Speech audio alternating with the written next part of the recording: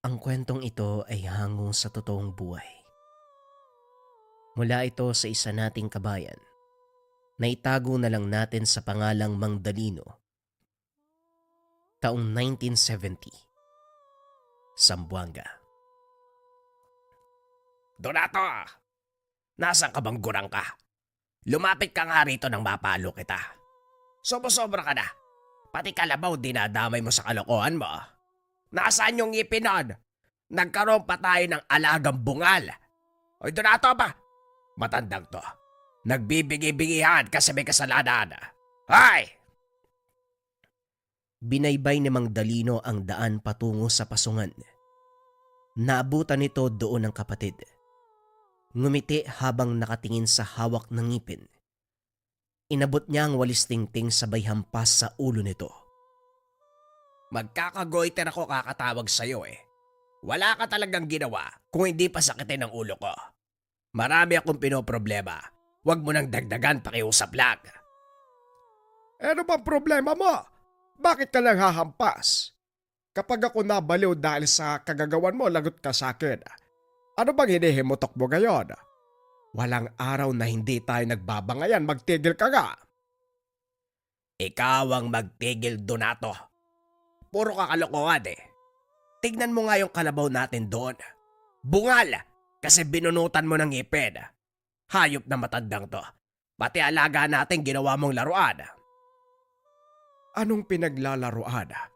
Wala akong ginawang masama sa kalabaw natin.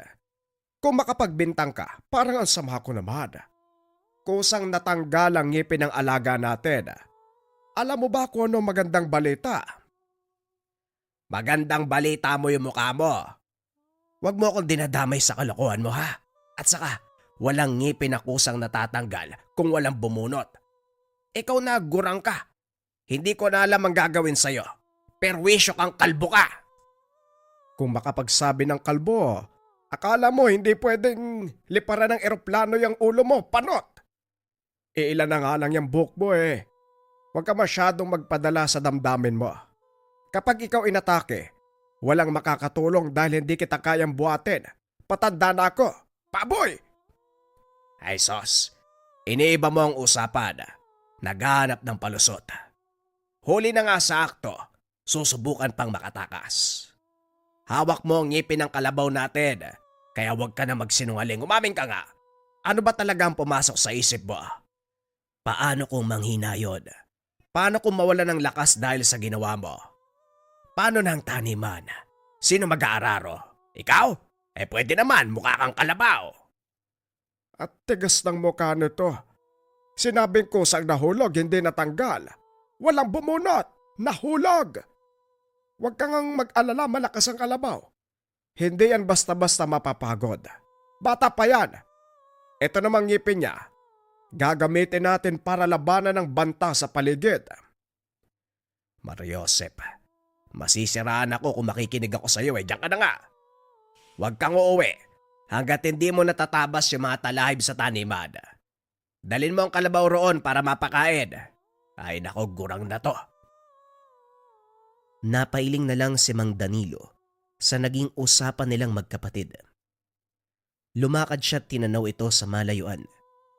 Marunong namang sumunod sa utos pero umandar ang pagiging pasaway. Ilang sandali pa. Natanaw sa unahan ang grupo ng mga tulisang rebelde. Dali-dali niyang tinawag si Mang Donato para balaan. Wala kasing patawad ang mga ito at ugali ang pagpatay ng tao. Kaya lang huli na dahil nagharap ang mga ito. Ay tanda, ang taba ng kalabaw mo ha. Halatang maayos ang pagkakaalaga. Baka pwede naming itumba. Pampawi lang ng gutom. Wika ni Kasawa. Sumenya sa mga kasama na lapitan ang kalabaw. Pero bago ito mangyari, kinakailangan munang dumaan kay Mang Donato. Kalma lang mga bata. Kumakasta para kay mga hari ah. Baka nakakalimutan nyo. Kalaban kayo ng bayan at wala kayong karapatan na magpagala-gala. Tumigil kayo. Pag-uuntugin ko yung mga mukha nyo. Babala ni Mang Donato. Maigpit itong nakahawak sa itak at sa tali ng kalabaw. Talaga ba, tanda? Parang hindi naman ako natatakot sa banta niyo. Anong magagawa ng itak mo sa baril namin? Hindi ka pa nakakahakbang, mamamatay ka na. Kunin niyo yung kalabaw para may pulutan tayo mamaya.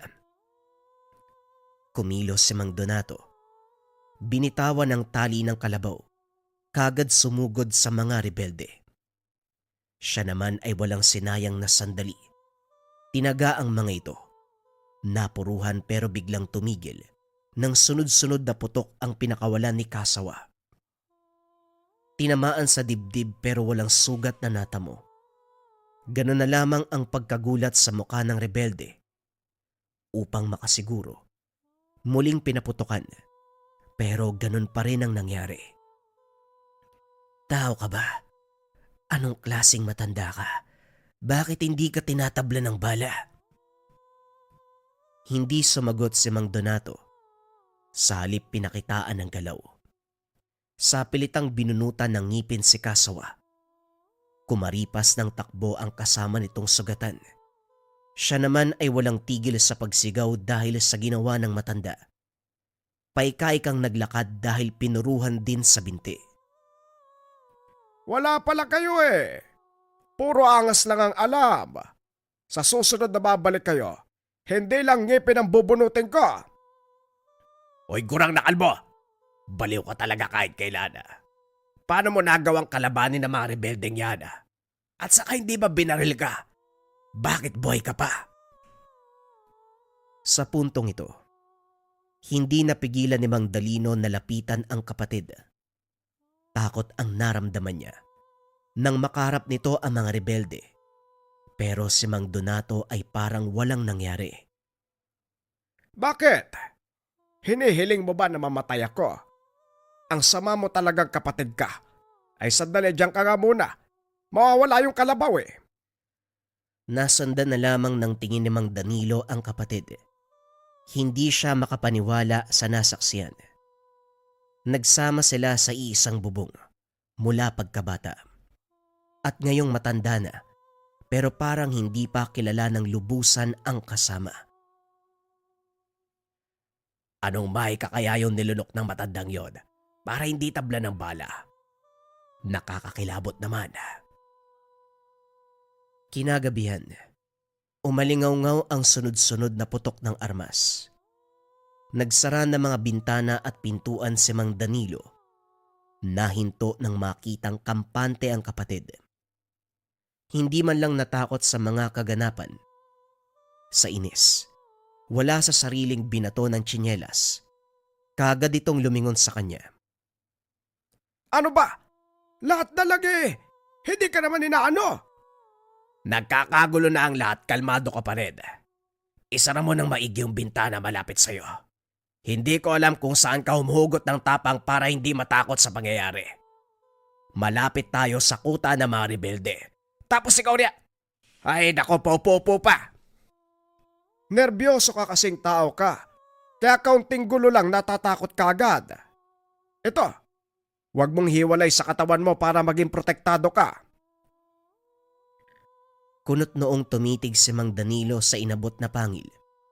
Ginawa itong palawit sa kwintas. Nakasinghot ka ba ng masamang hangin? Paanong magiging proteksyon ng isang pangil? Tinutokso mo lang yata ako eh. Hindi ko pa nakakalimutan ang ginawa mo sa kalabaw natin. Pangalawa na to, yung unang kalabaw natin, binunutan mo rin ng ngipin yun, di ba? Ay sabing kusang nahulog. Hindi binunot! Ang tigas ng pangamong matanda ka. Bahala ka nga sa buhay mo. Sandali, hindi mo pa sinasagot ang tanong ko. Paanong hindi ka nagtamo ng sugat? Binaril ka ng mga rebelde. Matyagang nag-antay si Mang Danilo. Gustong malinawan.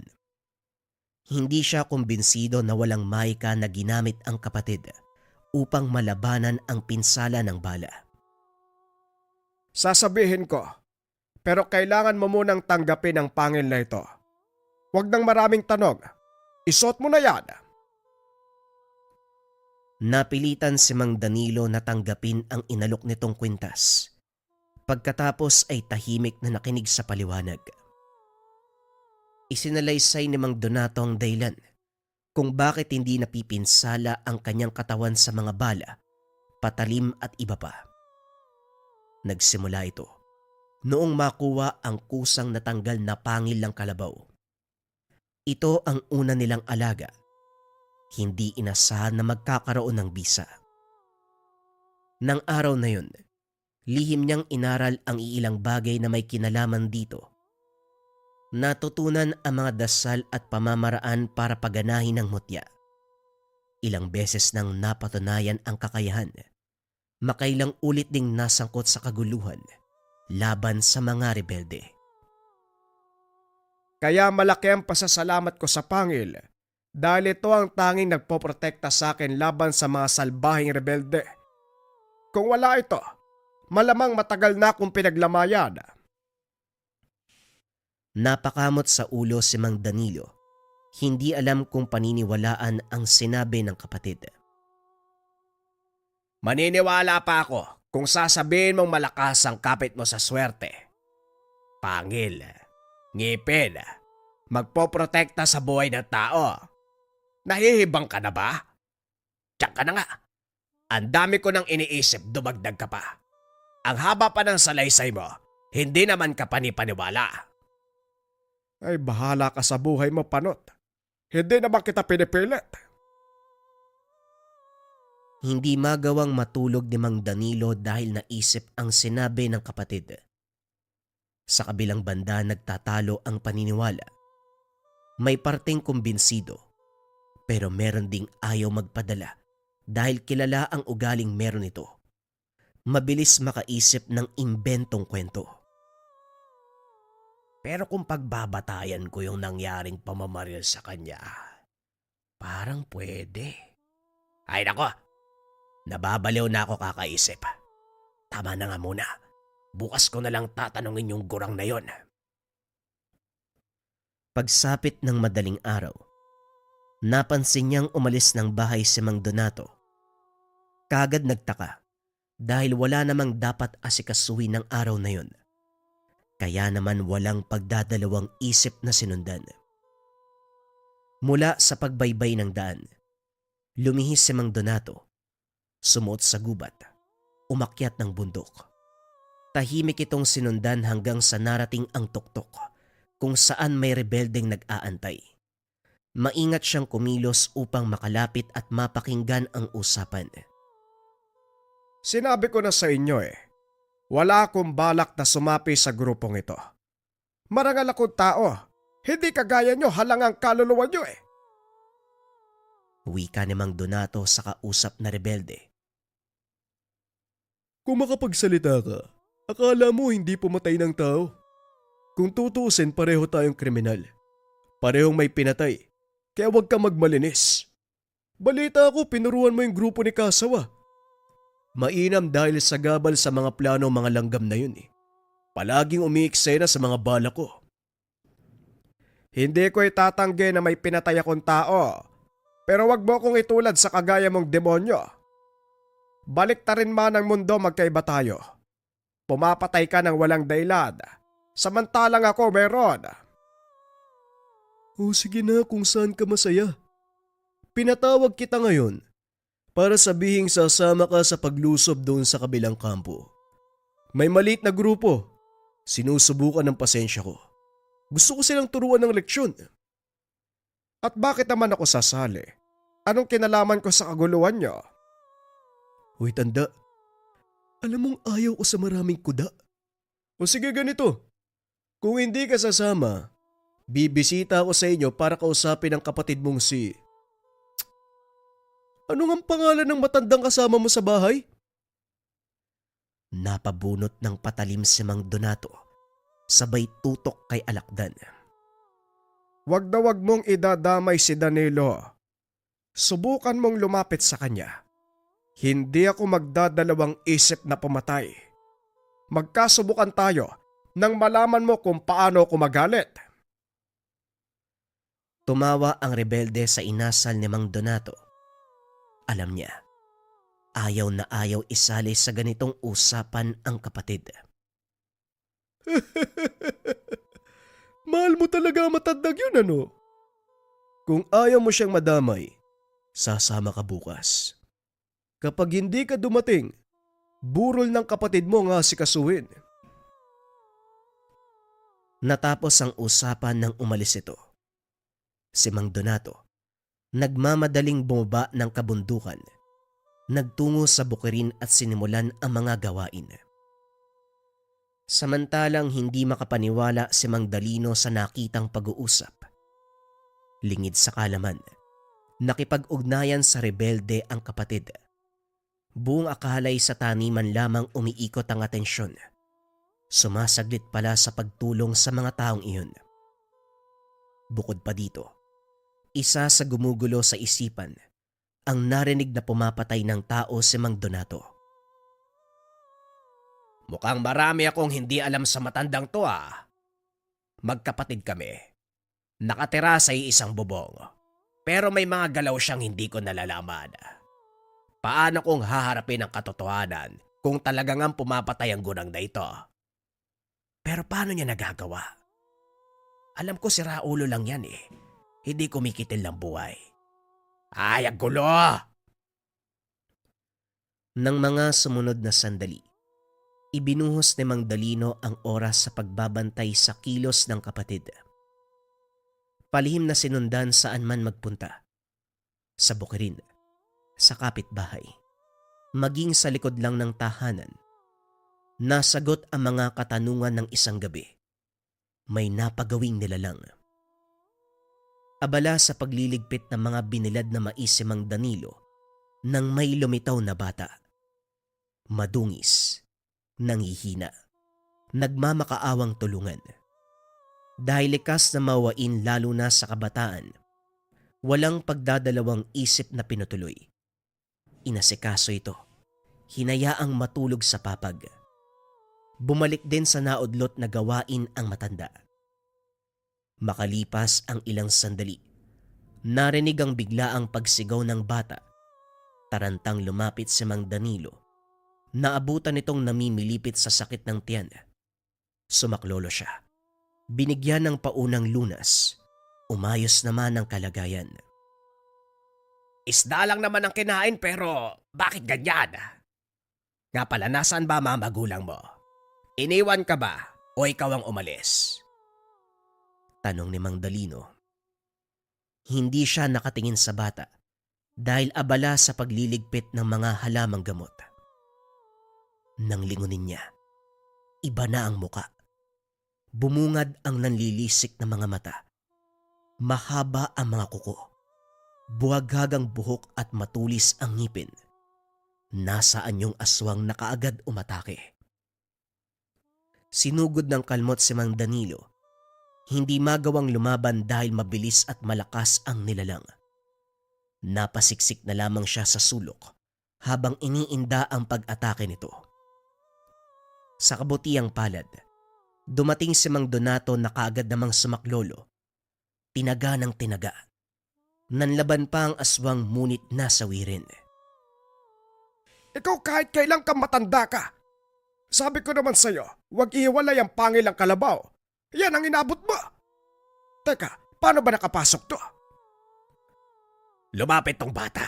Hindi ko naman alam na ganyan yan eh. Ay sandali, saan ka ba nagsuot ngayong ka lang dumating? Mamamatay ako nang wala sa oras eh.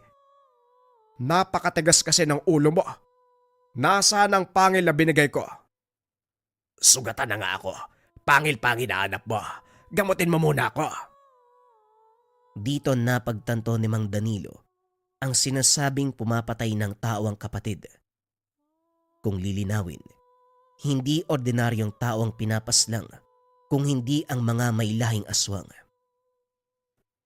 Matapos ang gamutan hindi mapalagay si Mang Donato, ipinilit sa kapatid na suotin ang pangil ng kalabaw. Ayaw nito, pero dahil nangungumbinse ay nadala din. Aaray-aray ka pa. Ikaw ang nagpahamak sa sarili mo. Nagpapasok ka ng halimaw tapos ngayon na inatake, dadaig. Ay nako, wag mo nang hubarin ang pangil na yan kung ayaw mong mamatay.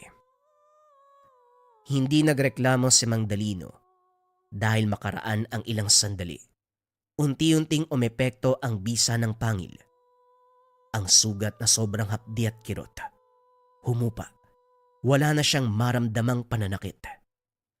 Talaga bang may kapangyarihan ang pangil na ito? Nawala ang sakit ng sugat ko. Wika ni Mang Danilo. Pinisil-pisil pa ang sugat para makasigurado. Napasigaw ng pasimpleng tinaga ng kapatid sa kamay. Lalong nadagdagan ng pagkamangha dahil tumalbog lang ang patalim. O ano ka ngayon? Nilait mo pa ang pangil. Kaya ka nitong protektahan laban sa kamatayan. At isa pa, walang aswang na makakalapit sa'yo. Dahil sa oras na mapansin nilang may tinatangan ka, sila na mismo ang lalayo. Huwag mong ubarin yan. Natuwa si Mang Donato nang tuluyang tinanggap ng kapatid ang pangil. Pagkatapos ito ay naghanda siya para sa napag-usapan nila ng rebelde. Sinundan ni Mang Danilo ang kapatid na maagang lumabas ng bahay. May ideya siyang pupuntahan nito ang grupo ni Alakdan. Hindi nagkamali dahil sa paanan pa lang ng bundok nakatagpo na ang mga ito. Gusto niyang lapitan para kaladkarin pero sa dami ng mga rebelde ay hindi magawa. Natatakot siya manghimasok lalo pat delikadong tao. Palihim na lamang na sinundan. Pinuntahan ng grupo ang kabilang bundok kung saan nagkukuta ang samahan na lulusubin. Kakarating pa lang, kagad nagputukan ang mga armas. Isa-isang nalagas ang miyembro ng bawat isang panig hanggang sa iilan na lang ang natira. Nag-alala si Mang Danilo para sa kapatid dahil ito ang punterya ng mga kalaban. Ilang beses itong natumba matapos matamaan. Alam niyang protektado ng tangan pero hindi mapigilan ang pangamba. Nang hindi makatiis, nanguha ng armas sa rebeldeng nakabulagta. Tumulong sa pamamaril. Sira ulong gurang! Ano ginagawa mo rito? Namamaril ka pa! Itapon mo yan! Bakit ka pa kasi sumali sa mga rebeldeng yan? Ginagawa ka lang nilang pain. Ikaw ang pinapasugod porket hindi ka tinatablan. Ikaw ang lalaban. Sila ulo ka rin eh. Umuwi na tayo. Ikaw ang umuwi. Sumunod ka pa dito. Lakad na habang wala pang nakakapansin. Hindi ako aalis kung hindi ka kasama. Itapon mo yung baril. Halika na. Ang tigas ng pangamunggurang ka. Umuwi ka na bago pa magdatingan ng mga aswang nakaalyansa ng rebelde. Kapag nagkataon madadamay ka. Napalunok si Mang Danilo sa narinig. Hindi maiwasang matakot. Naranasan ng maging biktima ng aswang. Kung ganon, dapat talaga tayong umalis dito. Hayaan mong magpatayan ng mga rebeldeng yan. Total, mga salot naman sila sa lipunan. Huwag ka nang magmatigas pakiusap, Danilo. Umuwi ka na. Susunod ako. Matapos magsalita, bumalik na sa laban si Mang Donato. Tanda, nariyan na ang mga aswang. Siguraduhin mong mapapatay ang lahat ng yan. Idamay mo na ang kabilang grupo. Lahat sila. Utos si Alakdan. Iniwan siya nito pagkatapos. Napabuntong hininga na lamang si Mang Donato. Pailing-iling na hinarap ang natitirang rebelde at aswang. Madali lang para sa kanya ang laban dahil biyasa sa ganitong sitwasyon. Inuna ang mga rebelde upang wala ng sagabal. Ganyan tayo eh. Dahil alam na meron akong tangan iwan na lang. Makakatikim ka sa akin mamaya, Alakdan. Sumusobra ka na eh. Sino sa inyo mauuna? Isa-isa lang ah. Masyado pa namang mahaba ang oras bago mag-umaga. Hindi pa tayo aabutin ng pagsikat. O ikaw pangit, ikaw mauna. Wika ni Mang Donato sa aswang na nakalambitin sa puno. Umatake ito pero madaling naibagsak dahil pinuruan kaagad ang puso pagkatapos ay ginilitan ng leeg. Umatras ang iba nang makita ang nangyari lalo na nang maramdaman ang bisa ng tinatangan na mutya. Pero may iilang nangungursunada, hindi naman inatrasan ng matanda, binigyan ng magandang laban. Sa huli ay lahat ng ito ay nakabulagta na lamang, kasama ang ibang miyembro ng rebelde. Nagmamadaling umalis sa lugar si Mang Donato. Sinalubong naman siya ng kapatid, binato ng mga salita. Sa wakas naisipan umuwi ng Gurag. Ano? Naubos ba mga kalaban? Nag-aangas ka na naman. Inako ang pakikipaglaban. Gusto mo yatang matanghal bilang bayani. Pwede ba tumahimik ka muna kahit ngayon lang? May niisip ang tao eh. At saka nung pumasok sa kokote mo, talagang sumunod ka pa. Hindi kita binigyan ng pangil para makieksena sa mga lakad ko. Proteksyon mo yon. Dito ka lang dapat sa bahay. Teka, wag mo sabihing may susunod pang laban. Daig mo pa ang sundalo sa dami ng gera mo Pupuntahan ko na si Alakdan. Hindi na ako magpapagamit sa hayop na yon. Ito na ang huli, kaya kakausapin ko siya. Mabuti naman, magandang naisip mo. Kahit papano pala gumagana yung utak mo. Sa puntong ito nakaharap si Alakdan. May namumuong tensyon dahil ayaw siyang pakawalan. Mariin ang banta na pupuntiryahin si Mang Danilo sa oras na titiwalag sa grupo. Hindi naman siya opisyal na kasapi, pero dahil sa kakayahan, madalas pinapasama sa operasyon. Tandaan mong mahirap akong kalabanin. Sa oras na galawin mo ang kapatid ko, kamatayan ang igagante ko. Kung sa bagay, ang katulad mo ay walang kinakatakutan. Kinakalaban mo nga ang bayan eh. Yun na ang huli. Wala ka nang maaasahan sa akin. Wika ni Mang Donato. Muling nagbanta si Alakdan, pero hindi na pinansin. Lumipas sa mga araw, wala namang nangyari. Tahimik ang buhay at puro gawaing bukid ang inatupag. Gayunpaman, bantay sarado ang kapatid dahil sa banta ni Alakdan. Sa kabutiang palad, matiwasay na dumaan ang mga araw. Kung may mga ingay man, bangayan lang ng magkapatid. Kung minsan pinagsasabihan ni Mang Danilo si Mang Donato dahil sa pagbabantay nito sa kanya. Baka nakakalimutan mong matanda na ako. Tapos na ang aking kabataan, kaya hindi mo ko dapat bantayan. Nangangamba ka na baka may sumugod. Kung meron sana noon pa, ilang buwan na nakalipas magmula nang tinapos mong ugnayan kay Alakdan. Siguradong umiilag din sa'yo si Alakdan dahil alam niya ang lakas mo. Hindi natin sigurado. Pero bakit ka ba nag-iinarte? Binabantayan ka lang naman ah. Alam kong hinuhubad mo minsan ng pangil, kaya wala akong tiwala sa'yo. Pinagtatawanan kasi ako na nakakakita sa kwintas.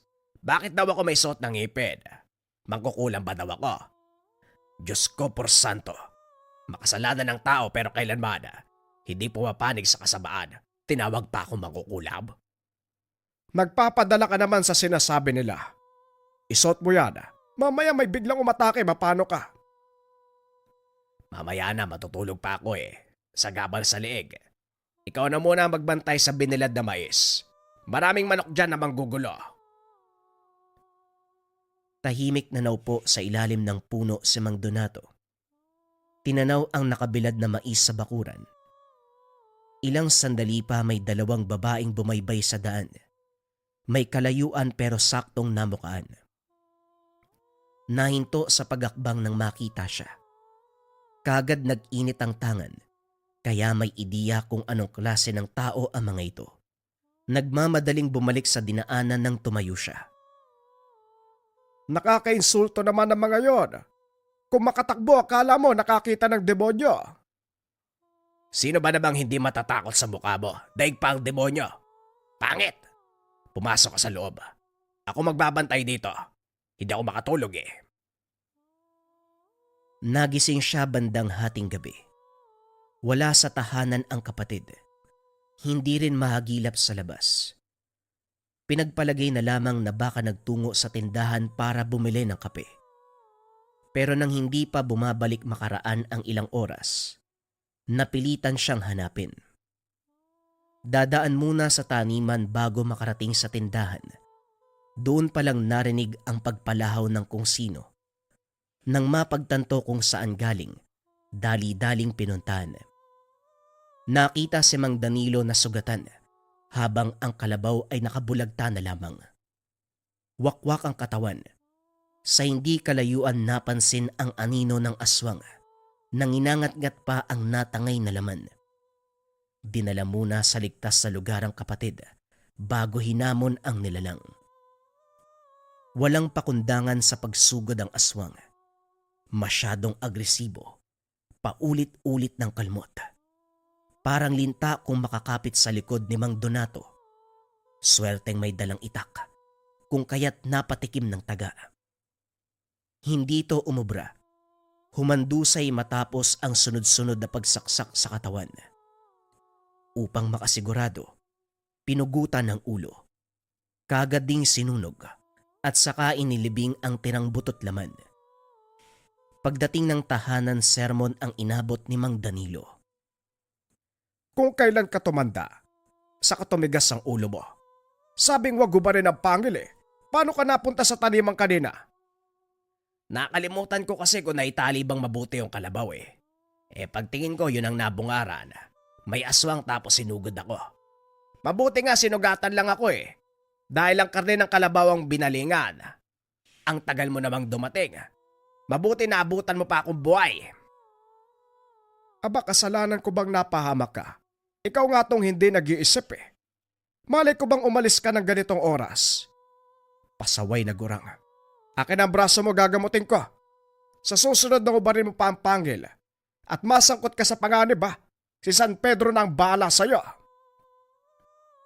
At dahil madalas dinadali ng aswang, palagi nang suot ni Mang Danilo ang pangil. Sa paglipas ng mga araw, nagpatuloy ang kapayapaan sa buhay ng magkapatid. Hindi na nanggulo ang mga rebelde dahil tatapatan ni Mang Donato ang banta nito. Natakot kung kaya't hindi na bumalik. Kung usapang aswang naman, ang mga nilalang na mismo ang umiwas. Hinding-hindi sila aatrasan ni Mang Donato sa oras na manalakay sila sa tahanan o kahit sa sinong mga tao na bibiktimahin. Labis ang takot ng mga rebelde at aswang dahil sa tangan ni Mang Donato na pangil ng kalabaw. Ang susunod na kwento ay bago pa rin, mga kabayan. Ito ay tungkol sa puting mangbabarang. Simulan na ang storya. Ang kwentong ito ay hango sa totoong buhay.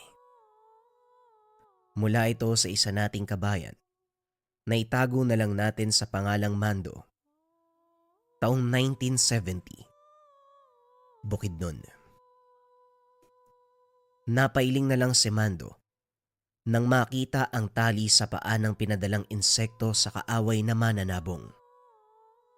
Kulay itim. Ang ibig sabihin hindi siya nagtagumpay sa binabalak na pambabarang. Kilala niya si Mang Carpe. Nagmula ito sa angkan ng albularyo pero matagal nang humiwalay sa pamilya dahil sa pagre-rebelde.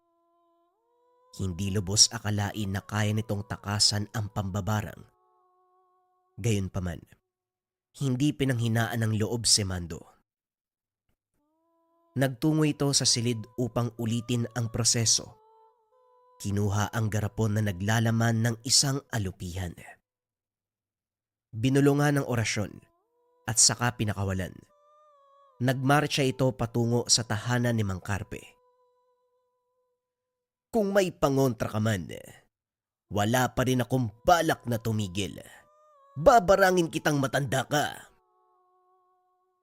Wika ni Mando, bago'y pagpatuloy ang pagkakarga ng dasal sa iba pang insekto na nakakulong sa mga garapon.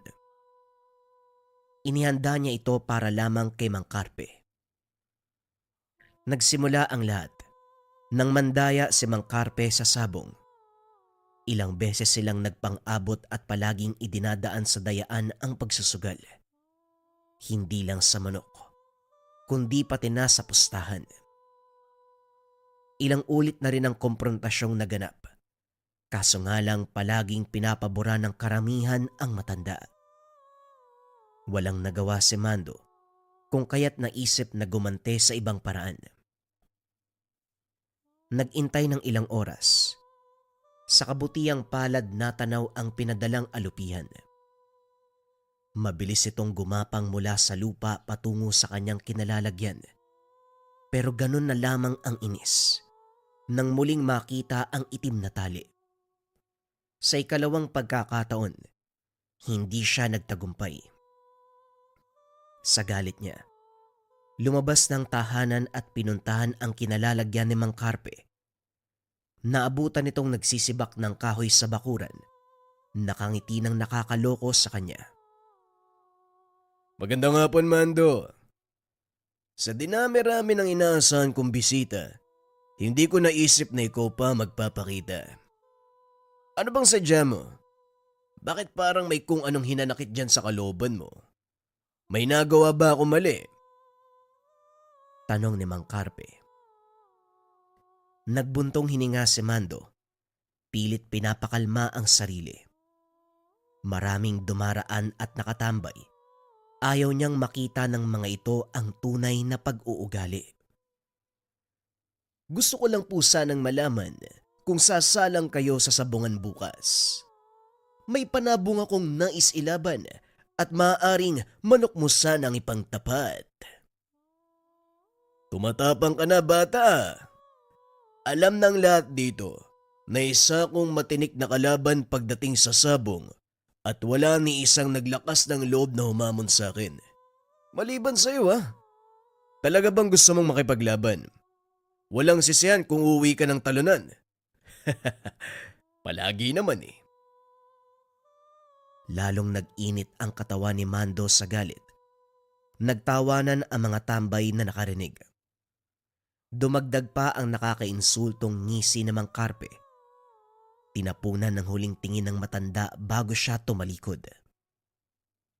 Hindi lumayo si Mando. Nagtago lamang sa masukal na bahagi ng kakahuyan malapit sa tahanan ni Mang Carpe. Pinagmasdan ng paligid. Sinubukang alamin ang katauhan ng matanda. Sa pagkakalam niya, nagmula sa angkan ng albularyo ang matanda, kaso hindi ito nag-aral ng lihim na karunungan. Wala itong ni katiting na interes sa ganitong gawain kaya gano'n na lamang ang pagtataka kung bakit hindi siya tinatabla ng parang. Idagdag pa ang kumpiyansa nito sa sarili na para bang may tinatagong alas. Lumipas ang ilang oras. Nagpa siya si Mando na umalis. Palubog na ang araw. May bagay pang aasikasuhin. Sa ikatlong pagkakataon sinubukan muli ang pambabarang. Sa puntong ito, ang pinakamakamandag na alupihan ang inhipan ng orasyon. Nagmarcha ito patungo sa tahanan ng biktima. Ipinagpatuloy ang ritual habang unti-unting gumagapang sa katawan ng matanda ang insekto. Sekretong pumasok sa kaloob-looban. Walang ideya si Mang Carpe. Napaaray na lamang nang maramdaman ang sakit sa bahagi ng tiyan. Hindi masyadong nabigyan ng pansin dahil nawala kagad. Nang mabasa ni Mando ang kalagayan ng pinadalang insekto, lubos na ligaya ang naramdaman.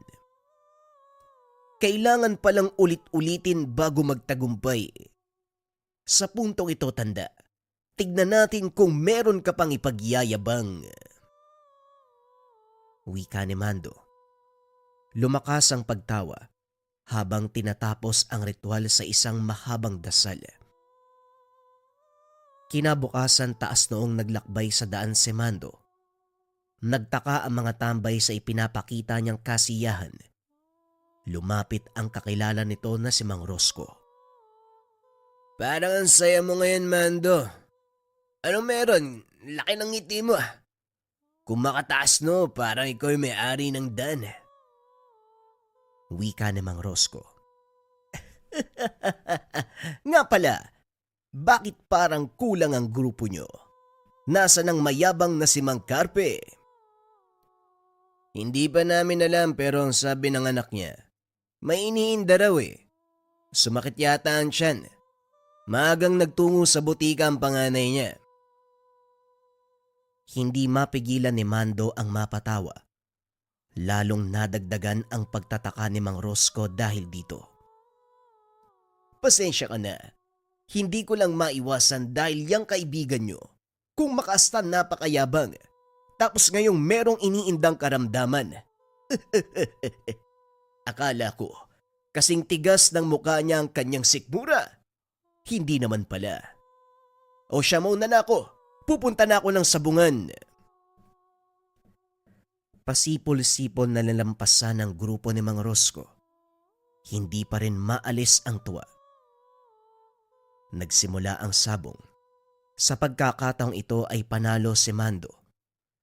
Abot langit ang saya dahil buhos-buhos ang swerte. Nilubos habang wala pa si Mang Carpe sa bakod na tanging nandadaya sa kanya. Sa kalagitnaan biglang dumating ang anak na matanda sabay sugod. Tumilapon si Mando. Dama ang pananakit ng ulo nang tumama sa konkretong dingding. Hindi maiwasang mapamura nang mapansin ang pagdurugo. Bumangon siya. Nagpakawala ng sunod-sunod na suntok. Subalit dahil biyasa sa pisikalan ang kalaban, hindi niya mapatamaan.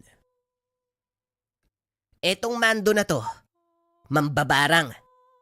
Binarang niya si Tatay Carpe na ngayon ay may iniindang sakit. Huwag mo nang subukang ipagkaila. Huli ka na sakto eh. Nagpunta kami sa albularyo. Nakaligtaan lang ni Tio Carding na lapatan ng depensa si Tatay. Tinrabaho mo naman kagad. Umalingaw-ngaw ang bulong-bulungan. Hindi makapaniwala sa nabunyag na katauhan ni Mando. Kilala ang binata bilang tahimik. Hindi masyadong nakikipag-usap. Isang manunugal, pero limitado lamang ang sinasabi. Minsan pa siyang napagkamalang pipi dahil sa ganitong pag-uugali. Dito rin nalaman ang dahilan kung bakit hirap siyang patamaan ng barang ang matanda nung una. Nilalapatan pala ito ng depensa. Kaya pala ang saya mo kanina habang nag-uusap tayo tungkol sa nangyari kay paring Carpe. Hindi ako makapaniwala. Mambabarang ka. Tama nga sila. Delikado ang tahimik na tao. Sandali lang naman. Kung makabintang kayo, parang siguradong sigurado. Bakit? May patunay ba ang albularyo na ako ang mambabarang? Paano ko naging mambabarang? Wala akong alam sa bagay na yan. At isa pa, sa pagsasabong umiikot ang buhay ko, hindi sa walang kwentang bagay katulad niyan. Sinubukan niyang linisin ang pangalan. Hindi na kaya pang manatili sa harapan ng lahat dahil natatakot ito sa pwedeng mangyari sa kanya. Subukat mahusay na albularyo si Tio Carding. Kaya hindi siya pwedeng magkamali. Ikaw ang bumarang kay Tatay, hayop ka! Muling sumugod si Andres. Walang sino mang umawat sa kaguluhan. Nakatingin ang ibang manunugal. Hinayaang magtuos ang dalawa. Natigil nang dumating ang may-ari ng sabungan. Parehong pinalabas ang dalawa at pansamantalang pinagbawalang makapasok sa lugar.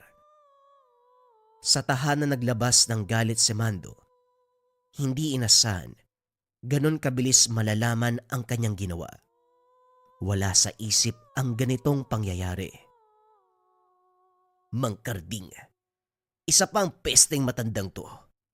Magpinsan sila, kaya malamang tumulong. Sige, kayong dalawa ang babarangin ko. Damay-damay na to. Hindi, pati si Andres. Ang siraulong batang yun, binugbog pa ako. Kagad nagsagawa ng ritual si Mando. Wala siyang naramdamang pagbalik ng sumpa kung kaya't sigurado ito na walang ginawang aksyon ang kabilang kampo. Sa puntong ito, hindi lang alupihan ang binulungan, pati na rin iba pang insekto na nakakulong sa mga garapon. Pinadala niya ang lahat ng mga ito sa balwarte ng albularyo upang mangasik. Hindi lang sa bahay, kundi maging sa katawan nito. Matapos ang mahabang ritual, lumawak ang ngiti ni Mando nang makabalik ang isa sa mga insekto. Kulay pula. Muling nagtagumpay ang binalak. Pulpul na albularyo. Hindi nagawang kontrahin ang pambabarang ko. Magkadugo nga talaga sila. Mga inutil! Pinalipas ni Mando ang mga araw. Dito nagsimula ang kalbaryo ng angkan. Si Mang Carpe ay lumobo ang tiyan. Si Andres na anak, dinapuan ng hindi matukoy na karamdaman.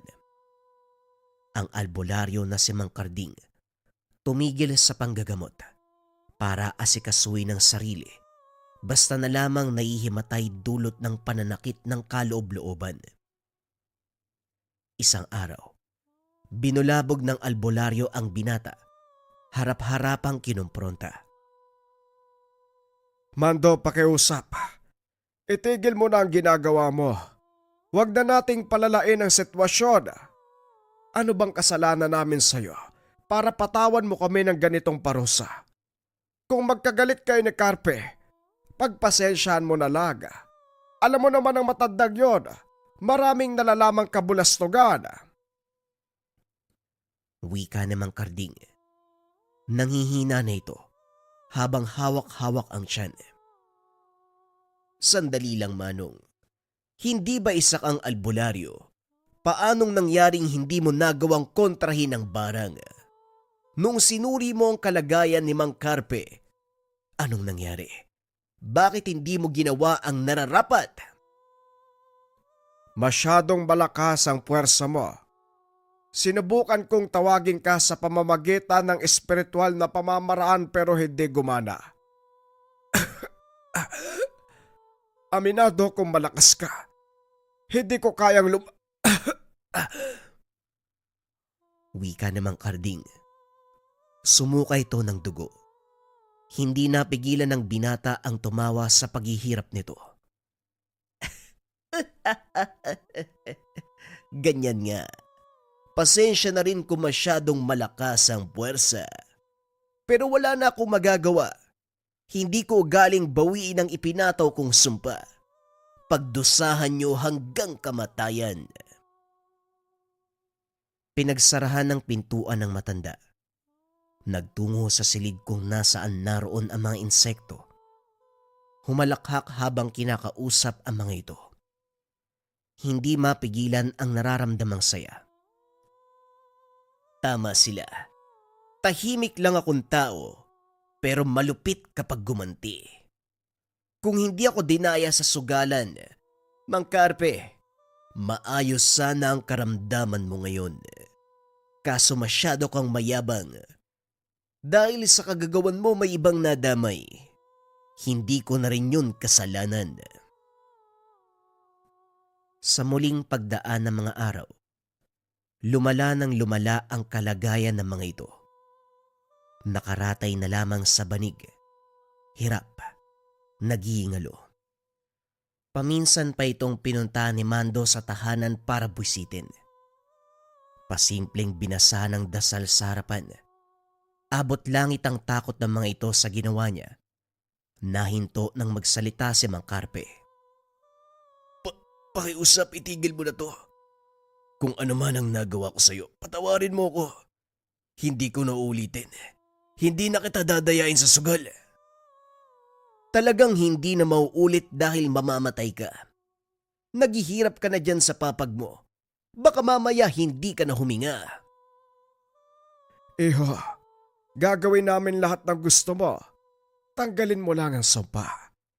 Ipinapangako namin kailanman hindi ka nagagampalain. Pakiusap, itigil mo na ang pagpapahirap sa amin. Sandaling napaisip si Mando. Pero kahit anong pangungumbinse sa sarili na itigil ang pagpapahirap sa mga ito, matimbang pa rin ang pagpataw ng parusa. May ugali siyang dadalhin hanggang kamatayan ng biktima. Walang atrasan kapag nasimulan. Humanda ka talaga, Mando. Sa oras na malaman ng mga kaanak namin ang ginawa mo, mauuna kang mamatay kaysa sa amin. Pumantig ang tenga ni Mando nang marinig ang sinabi ni Andres. Walang pasabing nilapitan at sinikmuraan. Binugbog ng binugbog hanggang sa mawala ng malay. Kayo na nga tong umapi sakin. Kayo pa ang may ganang magsalita ng ganyan. Tandaan nyo, lalo ka na, Mang Carpe. Nagsimula ang lahat ng ito sa'yo, kaya walang ibang sisisihin kung hindi ikaw lang. Pagdusahan nyo ito hanggang kamatayan. Iniwan sila ni Mando. Isinara ng mabuti ang pintuan upang walang kahit na sinong makapasok. Sinigurado niya rin na walang makakakita sa kanya nang sa gayoy walang maghinala. Kaso nga lang dahil sa sinabi ni Andres sa sabungan, nag-iba ang pakikitungo ng mga tao sa kanya. Umiiwas ng tingin. Ayaw siyang makasalubong sa daan. Maging sa sabungan dumidistansya sa kanya. Minsan pa'y hinahayaan siyang manalo para makaiwas sa pambabarang. Sinamantala ng binata ang sitwasyon. Subalit isang araw, naalerto si Mando nang makitang may bumisita sa tahanan ni Mang Carpe. Sa pagkakalam niya, kaanak ito na nagmula sa karatig probinsya, isa ding albularyo. Nagmamadaling bumalik ng tahanan ng binata. Sa puntong ito nagsagawa ng ritual upang tuluyan ang mga biktima. Subalit laking gulat nang hindi tumalab ang anumang orasyon. Inulit ng inulit pero walang pagbabago. Kinutuban siya. Naisip na baka nakontra ang barang. Balisang pabalik-balik sa kwarto kung saan nakalatag ang mga kagamitan. Natigilan ng marinig ang boses mula sa labas. Nasa bakuran ang kaanak ni Mang Carpe. Wala itong kasama. Panay ang pagtawag sa kanya. Alam kong nandyan ka sa loob, binata. Lumabas ka rito. Harapan ako makikipag-usap. Hindi ako nandito para sindakin ka kaya huwag ka matakot. Harapin mo ko nang masimulan ng bagay na dapat ayusin. Wika ni Mang Dantoy. Napalunok ng laway si Mando. Kung hindi siya nagkamali ng pagkilala sa tao, isa ito sa pinakamahusay na albularyo sa pinanggalingang probinsya. Minsan niya nang narinig ang pangalan nito, pero hindi akalaing kaanak pala ni Mang Carpe. Sa puntong yun, napailing na lamang ang binata. Nagkamali ba ako ng binangga? Kaya siguro kampante si Mang Carpe dahil may kaanak na mahusay na albularyo. Pero hindi dapat ako magpatalo sa mga ito. Sila ang unang ng api. Gumanti lang ako. Tanda! Bahala ka sa buhay mo. Mabulok ka sa labas! Ilang sandali pa naramdaman niya ang puwersa ni Mang Dantoy. Nagbibitaw na ito ng orasyon. Dali-dali niya itong kinontra.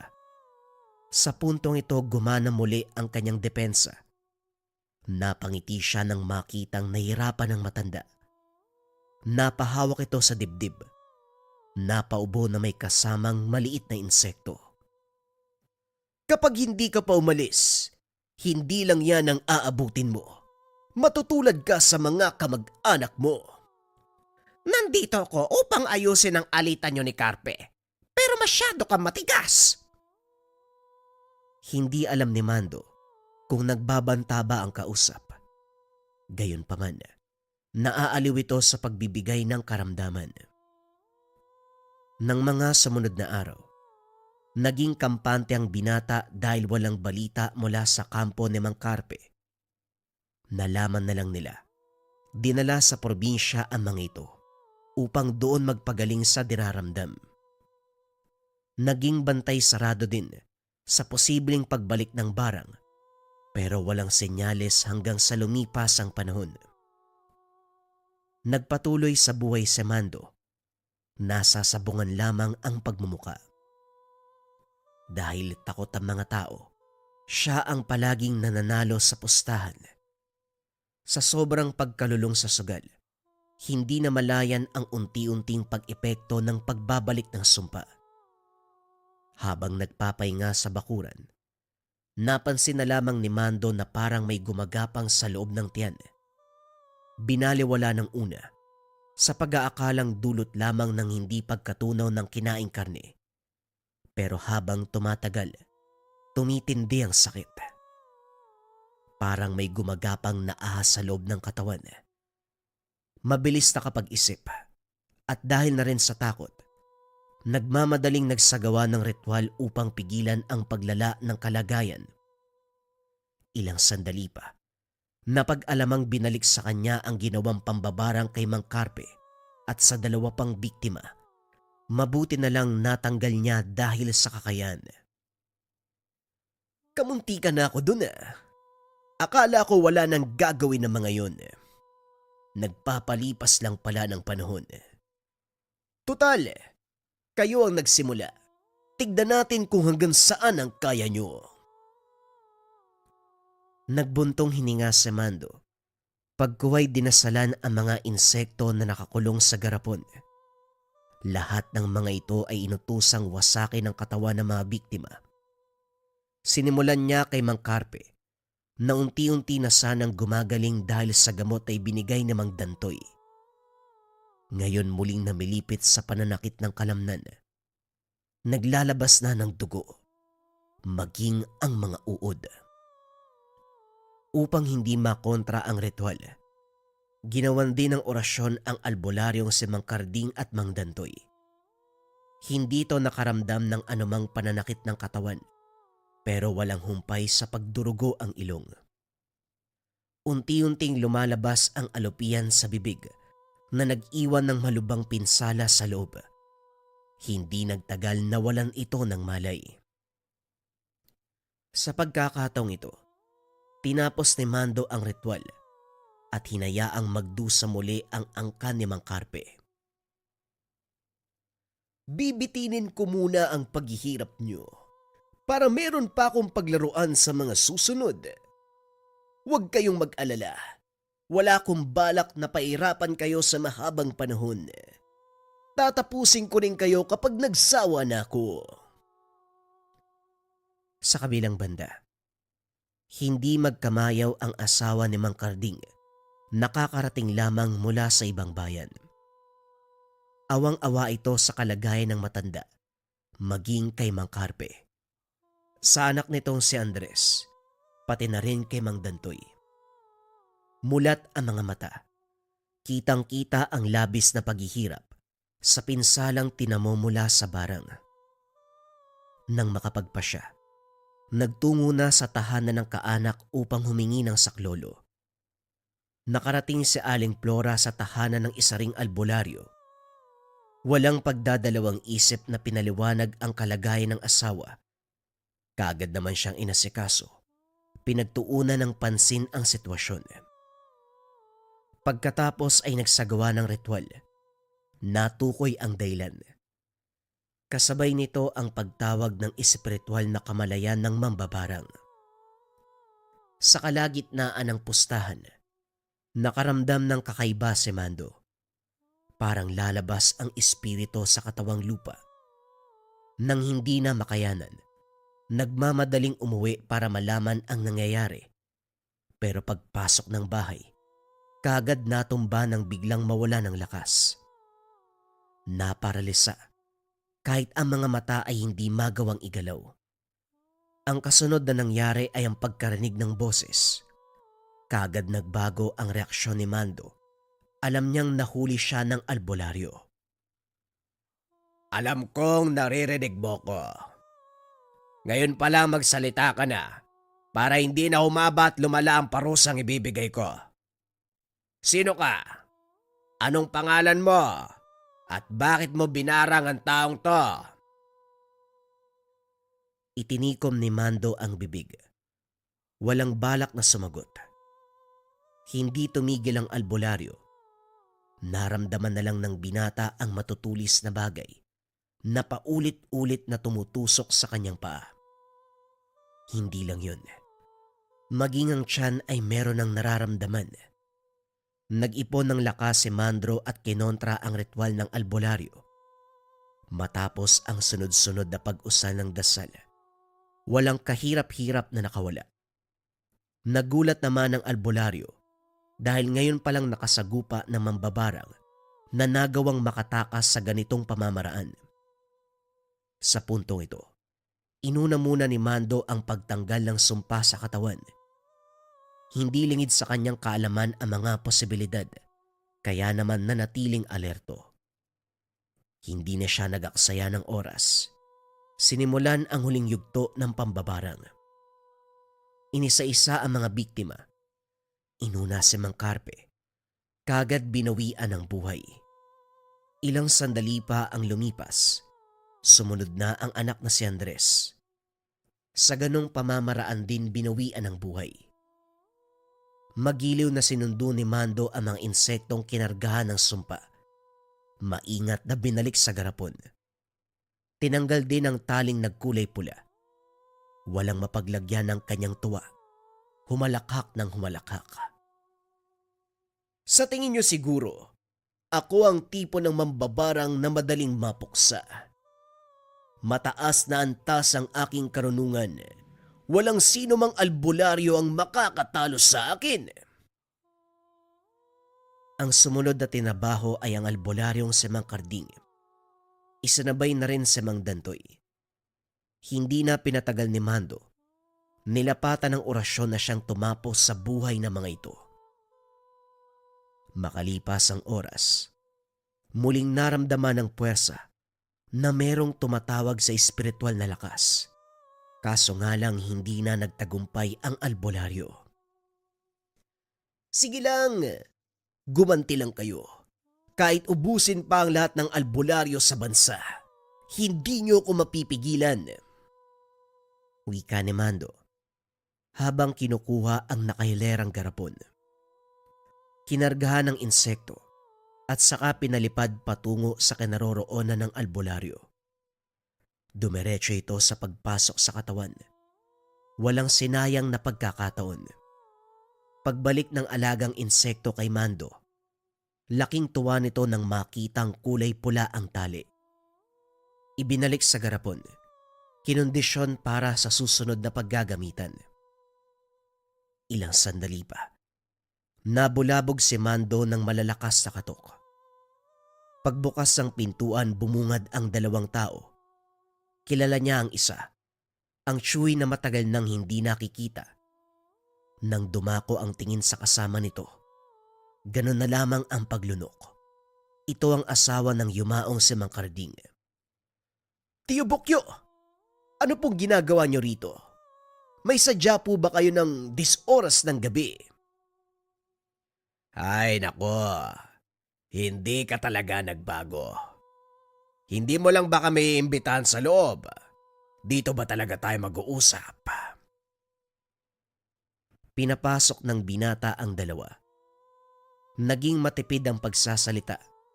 Bantay sarado sa kilos ng bisita. Wala pang ideya kung ano ang sadya ng mga ito. Nakituloy ang dalawa at nagpalipas ng gabi. Kinabukasan naunang umalis ang ginang. Nagpaiwan ng tsuhin na siyang ikinatakot ni Mando. Iyo, magtapat ka sa akin ha.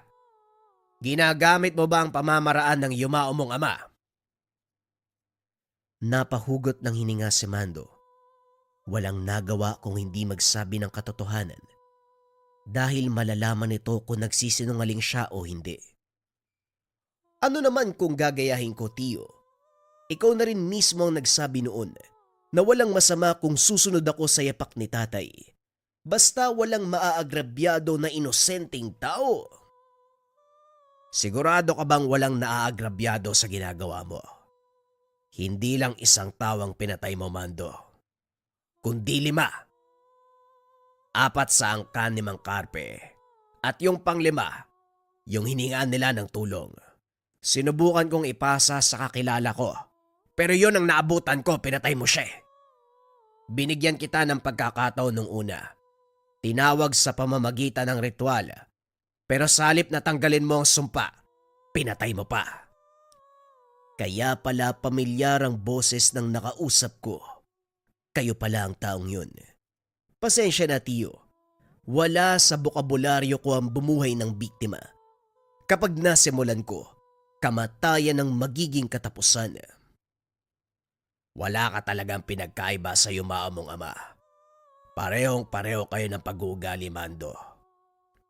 Nakapagbitaw ako ng salita sa kanila, kaya wala na akong pagpipilian kung hindi kalabanin ka. Pasensyahan tayo. Sana maging handa ka sa kung ano man ang gagawin ko sa'yo. Tila nabingi si Mando sa narinig mula sa chewin. Hindi akalain na magiging ganito ang takbo ng pangyayari. Aminado siya. Padalos-dalos ang kilos pero gayunpaman, pinanindigan ng lahat ng ginawa. Walang problema. Magsubukan tayo. Napabuntong hininga si Mang Bokyo. Hindi na unawaan ng binata ang gusto niyang iparating. Subalit naisip na mas mainam ang ganito upang maturuan ang leksyon. Pagsapit ng gabi, bantay sarado ni Mando ang kanyang tahanan. Wala siyang ideya kung anong atake ang gagamitin ng Shuhin, kaya naman minabuting maging alerto. Ilang sandali pa napansin niyang bumigat ang ihip ng hangin. Hindi nagtagal. Narinig niya ang pagbagsak ng mga lalagyan ng insekto. Pagkarating sa lugar wala ng buhay ang mga alaga. Lumitaw mula sa likuran ng Shuhin na nagkakarga ng dasal. Unti-unting nararamdaman ni Mando ang panghihina, kasabay ang pandidilim ng paningin. Sinubukan pa niyang kunin ang isa sa mga alaga, kaso nga lang hindi na tumalab. Kung nakinig ka lang sana sa akin, hindi tayo abot sa ganito, Mando. Wala akong balak na saktan ka. Ang sa akin lang matuto kang lumugar. Kontrolin ang kakayahan. Hindi dahil kagalit mo ang isang tao, gagantihan sa paraang magre-resulta ng kamatayan. Talagang naligaw ka na ng landas. Panahon na siguro para sumama ka sa akin. Para mabigyan kita ng gabay at matutunan ng tama. Pansamantalang tinanggal ng bisa ni Mang Bokyo ang kakayahan ni Mando sa pambabarang. Dinala ang binata sa kanilang lugar at doon ginabayan. Sa kagustuhan naman itong maibalik, niyakap ang turo ng Shuhin. Hindi nagtagal, natutunan ang mga bagay-bagay, lalo na ang tamang paggamit ng kakayahan sa pambabarang.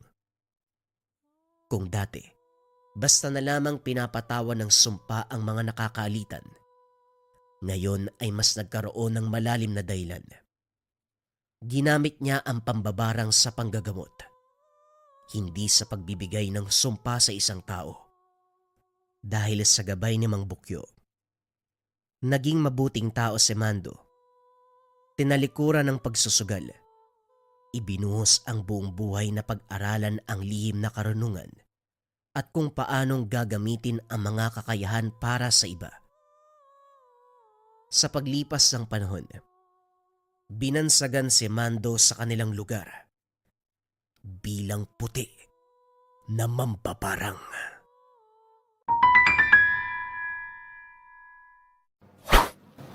Kaluban de Pampaamo. Para sa mga nasa toxic environment dyan, yung lagi napapag-initan, laging galit yung mga tao na nasa paligid mo, subukan mo tong Kaluban de Pampaamo. Ayan. Meron itong mga sangkap sa loob, mga kabayan. Itong kaluban, gawa ito ng mga katutubo sa Negros. Yung mga pangkalikasang sangkap, naroon sa loob. Again, pampaamo to, mga kabayan. Kapag ikaw kasi yung tipo ng tao na parang lagi ka napapag-initan, meron kang certain energy na dala kung bakit ka laging nakikita at lagi napapag-initan. Ang trabaho ng kaluban, tanggalin yung negative energy na yun. Bagay din to sa mga taong laging merong kausap or nasa sales para madali kayo makapagpalagay ng loob ng taong kausap mo. Paano siya gagamitin? Simple lang. Meron ka ng lalagyan, andyan yung mga sangkap sa loob. Meron ka pang gabay pulang telepouch mula sa Lika Merchandise. Lalagay mo lang yan dyan, lagay mo sa bulsa mo, lagay mo sa bag mo, mag-work na yun. Kung interesado ka dito kabayan, i-visit mo lang yung shop ng Lika Merchandise or i-click mo yung yellow basket na nasa baba.